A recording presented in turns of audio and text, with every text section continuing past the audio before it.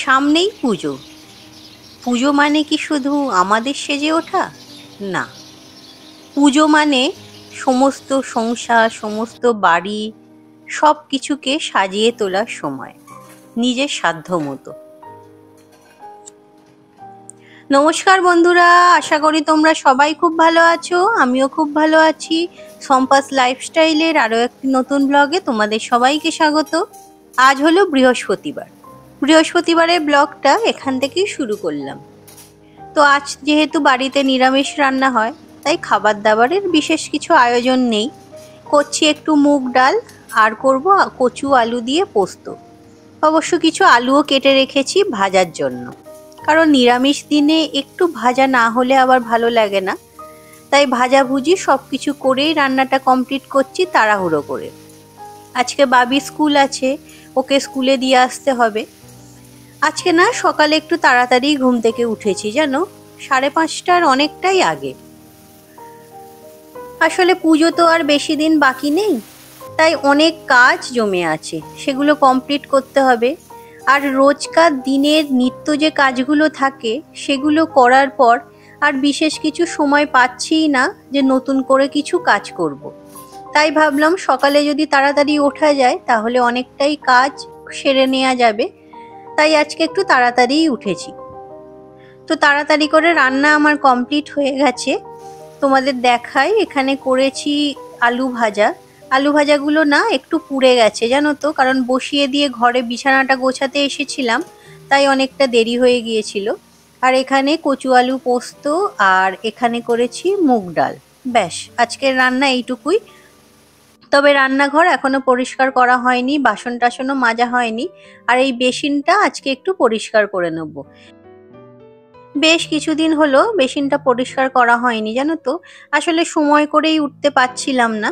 তো আজ ভাবলাম যখন একটু আগেই উঠেছি তখন এই কাজগুলো ছোট ছোট যেগুলো জমে আছে সেগুলো কমপ্লিট করে নিই। ঘর বাড়ি যেমন নোংরা হয়, বেসিনটাও কিন্তু আমার একই পরিমাণ নোংরা হয়।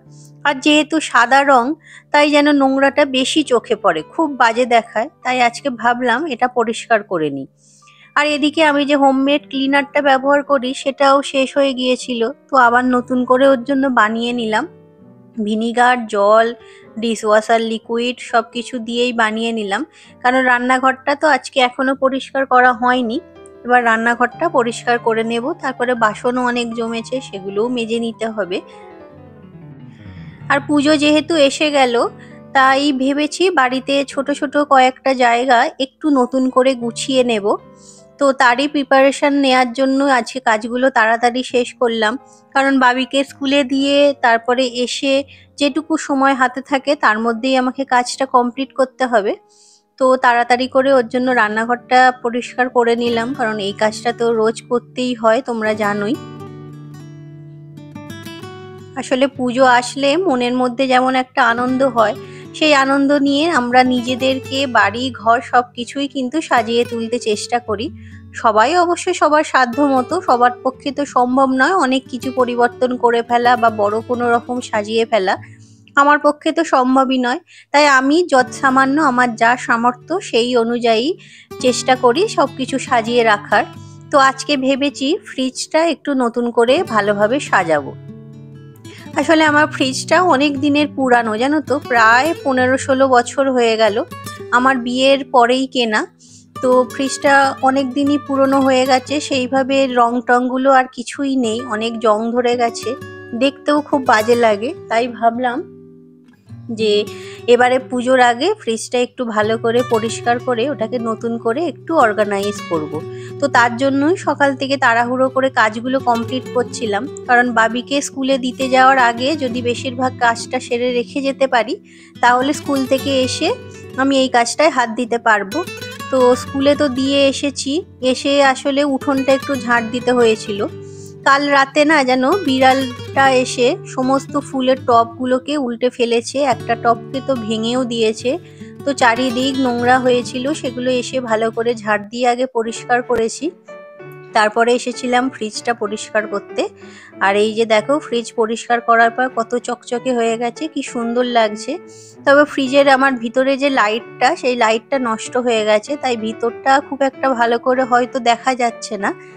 আর ফ্রিজের জন্য এই যে দেখো একটা কভার কিনেছি। আর ট্রে গুলো সব বের করে ভালো করে পরিষ্কার করে নিয়েছিলাম, ওর জন্য একবারে ঝকঝকে হয়ে গেছে পুরো ফ্রিজটা। তো যেটুকু জল ছিল আমি একটু ভালোভাবে মুছে নিচ্ছিলাম শুকনো কাপড় দিয়ে। আর এই ম্যাটগুলো কিনেছি এই যে ফ্রিজের ট্রের মধ্যে পাতার জন্য, না হলে ট্রেগুলো আসলে খুব নোংরা হতে থাকে। আগে আমার ম্যাট পাতা থাকতো, কিন্তু সেগুলো খারাপ হয়ে গিয়েছিল, তো তুলে বের করে দিয়েছিলাম, আর নতুন করে পাতা হয়নি দীর্ঘদিন। তো এবারে ভাবলাম আবার সব নতুন করে সুন্দর করে ফ্রিজটাকে একটু সাজাই। তো ওর জন্য এই যে ম্যাটগুলো কিনেছি। কেমন হয়েছে তোমরা অবশ্যই জানিও। ফ্লিপকার্ট থেকেই এটা অর্ডার দিয়েছিলাম। আর আমি যে বললাম না ফ্রিজের উপরে আমার রংটা উঠে গেছে, আবার অনেক জায়গায় পুরো জং ধরে গিয়েছিল, তো এই জন্য এই ওয়াল স্টিকারটা আনিয়েছি ফ্রিজের দরজায় লাগাবার জন্য।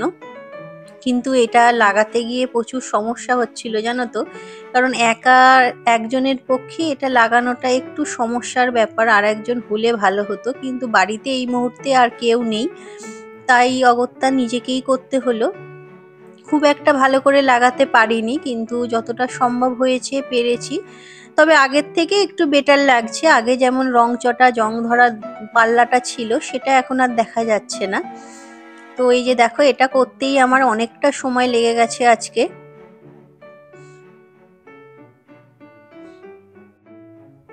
আর তোমাদের যে বললাম না ফ্রিজের যে পাল্লাটা, ওই পাল্লাতে অনেক জায়গায় জং ধরে গেছে, তো সেই জং ধরা জায়গাগুলোতে কিন্তু স্টিকারটা আটকাচ্ছিল না। তো যাই হোক, নিজের চেষ্টা করে যতটা সম্ভব হয়েছে তারপরে লাগিয়ে নিলাম। আর আমার পাল্লাটা যেহেতু একটু উঁচু নিচু আছে, তার জন্য লাগাতে একটু অসুবিধাই হচ্ছিল।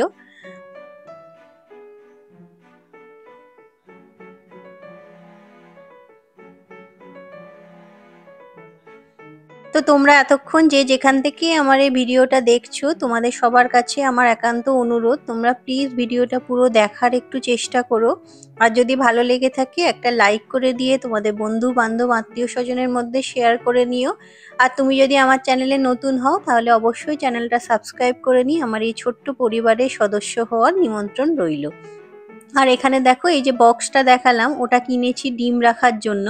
বক্সটা খুব সুন্দর হয়েছে জানো তো, ওতে 24টা ডিম একসঙ্গে রাখা যাবে। এতগুলো ডিম যদিও বাড়িতে কোনো সময় আনা হয় না, কিন্তু যদি আনা হয় তাহলেও রাখা যাবে, কোনো অসুবিধা হবে না। আর কিনেছিলাম এই যে জিপলক ব্যাগগুলো। এই ব্যাগগুলো না খুব ভালো জানো তো, আমি অনেকদিন আগে থেকেই জানতাম, কিন্তু কেনা আর হয়ে ওঠেনি। এই ব্যাগগুলোতে যদি সবজি টবজি ফ্রিজে রাখা হয় তাহলে সবজি না খুব ভালো থাকে, ঠান্ডা থাকে, আর পচে যায় না। আমার ফ্রিজ যেহেতু পুরনো, আমার ফ্রিজের মধ্যে না একটু জল পড়ার সমস্যা আছে, তো বেশি সবজি এনে রাখলে জলে না সেই সবজিগুলো পচে যায়। কিন্তু এই জিপলক ব্যাগের মধ্যে কিন্তু কোনোভাবেই জল ঢুকবে না, তো সবজিগুলোও ভালো থাকবে। যদিও আমার ফ্রিজে খুব একটা বেশি সবজি কোনো সময় এনে রাখা হয় না, ওই 2-3 দিনের মতো থাকে, তো সেগুলো ভালোভাবেই রাখা যাবে। তবে জিপলক ব্যাগগুলো একটু ছোট। তোমরা যদি কিনতে চাও প্রয়োজন মতো একটু দেখে বড় সাইজের নিতে পারো, কারণ ঝিঙে বা চিচিঙ্গা এইসব জিনিসগুলো এই জিপলক ব্যাগে কিন্তু রাখা একটু মুশকিল হবে, কারণ ব্যাগগুলো একটু ছোট সাইজের। তো যাই হোক, অনেক কাঁচা লঙ্কা আনা ছিল। কিছু কাঁচা লঙ্কা তো তোমরা জানো ওই বক্সের মধ্যেই আমি রেখে দিই বোটা ছাড়িয়ে। তো বক্সে তো অত লঙ্কা রাখা সম্ভব নয়, তাই বাকি লঙ্কাগুলো এই জিপলক ব্যাগের মধ্যে রেখে দিচ্ছিলাম। তবে জিপলক ব্যাগে রাখার পরে এই যে ভিতর থেকে যদি এয়ারটা বের করে দেওয়া যায় তাহলে কিন্তু ব্যাগটা অনেক ছোট আকার হয়ে যায় আর রাখতেও সুবিধা হয়। আর এই যে দেখো ঝিঙেগুলো বললাম রাখতে একটু অসুবিধা হচ্ছিল, তাই ঝিঙেগুলোকে মাঝখান থেকে ভেঙে দুভাগ করে ব্যাগের মধ্যে ঢুকিয়েছিলাম।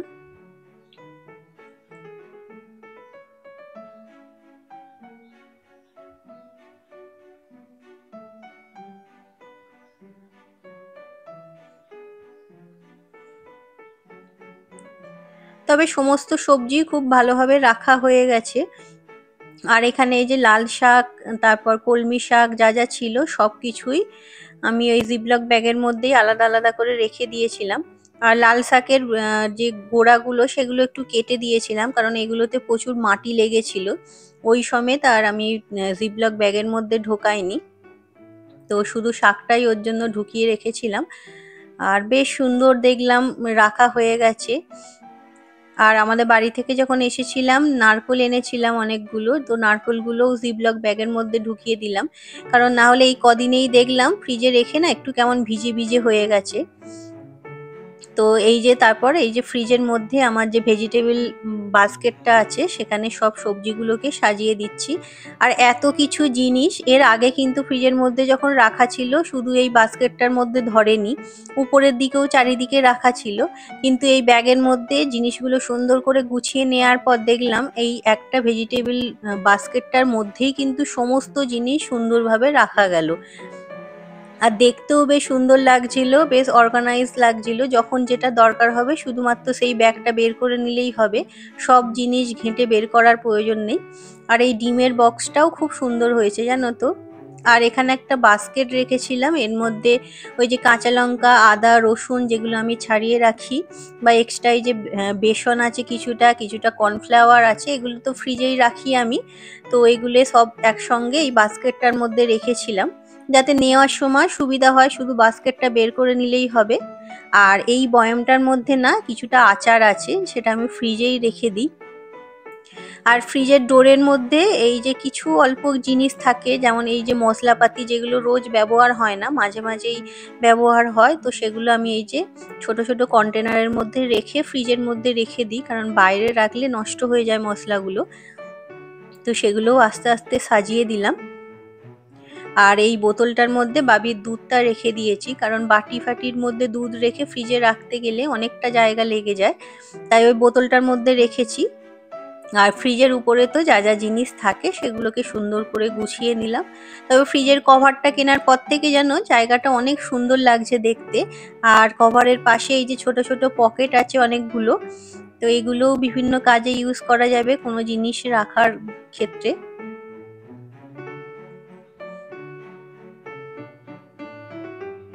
তো চলো ওভারঅল ফ্রিজটা কেমন লাগছে তোমাদের একটু ভালোভাবে দেখিয়ে নিই। আর এই যে আমার ভেজিটেবল বাস্কেট, সব ভেজিটেবলস কিন্তু এর মধ্যে ধরে গেছে সুন্দর করে, কোনো মানে চাপাচাপির কোনো ব্যাপার নেই। আর এখানে এই যে একটা বাস্কেট রেখেছি, এর মধ্যে আদা, রসুন, কাঁচা লঙ্কা এগুলো রাখা আছে। এই র্যাকটা ফাঁকা রেখেছি যদি কোনো খাবার রাখতে হয় তার জন্য। আর এখানে এই যে ডিম আছে, আচার আছে। আর ডিপ ফ্রিজে আপাতত কিছু নেই, এখানে শুধুমাত্র আইস ট্রেটাই রাখা থাকে। আর এখানে মাছ মাংস রাখা যেতে পারে, সেটাও আপাতত ফাঁকা। তো আজকের ভিডিওটা এই পর্যন্তই, আবার দেখা হবে পরের ভিডিওতে। ততক্ষণ সবাই ভালো থেকো, সুস্থ থেকো, খুব খুব আনন্দে থেকো। টাটা।